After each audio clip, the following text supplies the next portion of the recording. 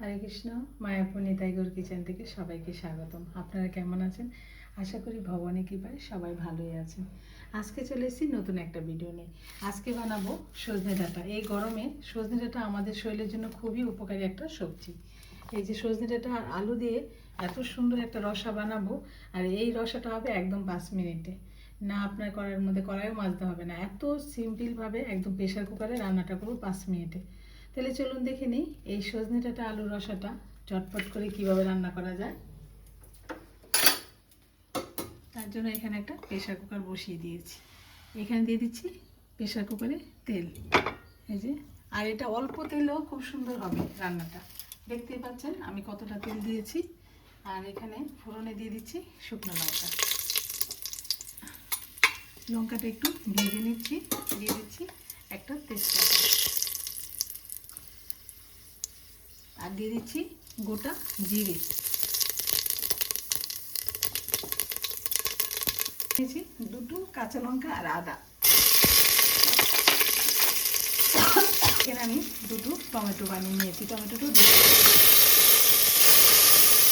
এখন আমি এখানে একটু গুঁড়ো মশলা নিয়ে নিচ্ছি।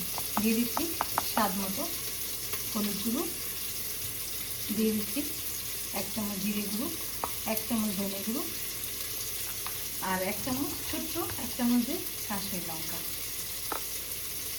এবার আমি মশলাটাকে একটু জল দিয়ে গুলে নিচ্ছি। এখানে গুঁড়ো মশলাটা গুলে নিয়েছি, দিয়ে দিচ্ছি।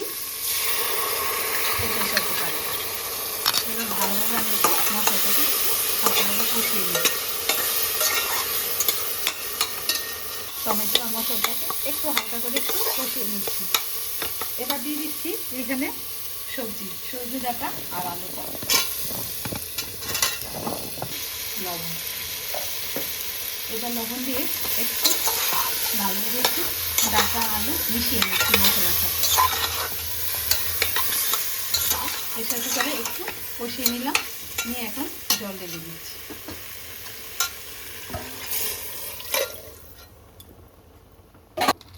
দিয়ে দিচ্ছি স্বাদ মতো চিনি অল্প পরিমাণে, আর এখানে দিয়ে দিচ্ছি একটু হিং গুঁড়ো।